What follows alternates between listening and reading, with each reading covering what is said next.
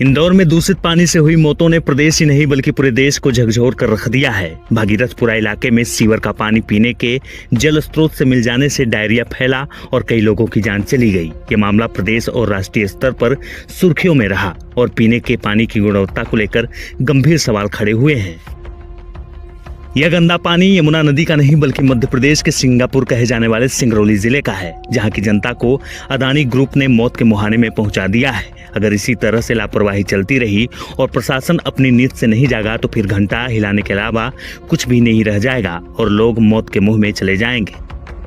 इन्हीं घटनाओं के मद्देनजर जब सिंगरौली जिले में पीने के पानी की जमीनी हकीकत की पड़ताल की गई तो स्थिति बेहद संवेदनशील और चिंताजनक नजर आई। सिंगरौली जिले के नगर निगम क्षेत्र स्थित अडानी समूह की शांतिग्राम टाउनशिप को लेकर स्थानीय लोगों ने गंभीर आरोप लगाए हैं। आरोप है कि टाउनशिप से निकलने वाला गंदा और अपशिष्ट जल सीधे नाले में छोड़ा जा रहा है, जो आगे चलकर जिले के सबसे बड़े जल स्रोत रिहंद जलाशय में मिल रहा है।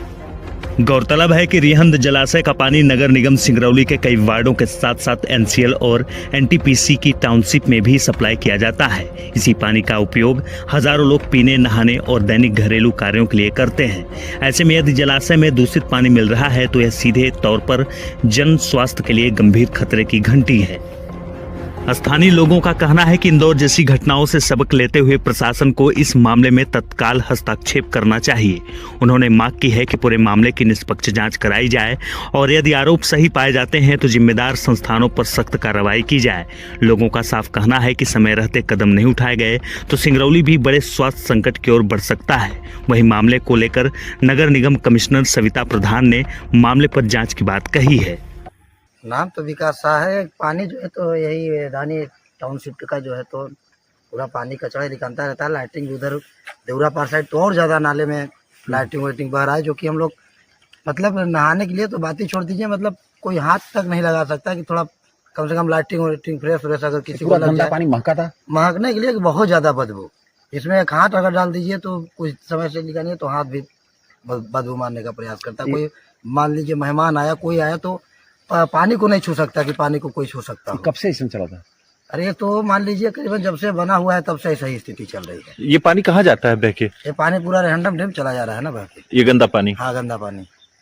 तो लगभग कितने साल हो गए इस तरह से? ये देखिए साल तो नहीं बता सकते, लेकिन कुछ बहुत सालें हो चुका है। तो पहले जब कंपनियां नहीं बसी थी तो इतना फ्रेश पानी आता था कि हम लोग वहाँ पे नहाते थे, पूरे गाँव के सब पब्लिक नहाती थी वहाँ पे। अभी जाके देखा जाए तो वहाँ पे जो डैम भी बना है उस डैम में पानी छूने तक का नहीं रह गया है कि पानी कोई छू ले। तो इसमें किसकी लापरवाही मानते हैं आप? इसकी लापरवाही हम किसे माने? अब किसी को कहने जाए लेकिन कोई सुनने वाला है ही नहीं। जब कोई सुनने वाला ही नहीं तो किसको कहने जाए? हम लोग इसीलिए चुपचाप बैठे हुए हैं, कोई किसी को कहने वाला है ही नहीं। जाते हैं गेट पे तो उल्टा वहाँ कैमरे लगे हैं, बोलता है चोरी चप्पड़े एंते में फंसा देंगे, क्या करोगे? इसलिए कोई जाता ही नहीं है। मान लीजिए देखिए, अभी आपने मुझे जो वीडियो दिखाया है उसमें मैंने ये तो नहीं देखा है कि अरिहंत बांध में जाके वो मिल रहा है। और जो पानी पिलाने की आप बात कर रहे हैं, हमने लास्ट जो हमारा सप्लाई पॉइंट है वहाँ से तक सैंपल उठा के टेस्टिंग कराई है, तो हमारे पानी में कहीं भी प्रदूषण या कुछ ऐसी स्थिति नहीं पाई गई है जो पेयजल के युक्त नहीं हो। तो हमारे शहर में जितने भी वार्डों में निगम के द्वारा सप्लाई की जा रही है वो पूर्ण गुणवत्ता के साथ में पानी सप्लाई हो रहा है। और जो आपने मुझे संज्ञान में लाया है कि सीवरेज का पानी नाले में जा रहा है, तो नो डाउट ये नहीं होना चाहिए।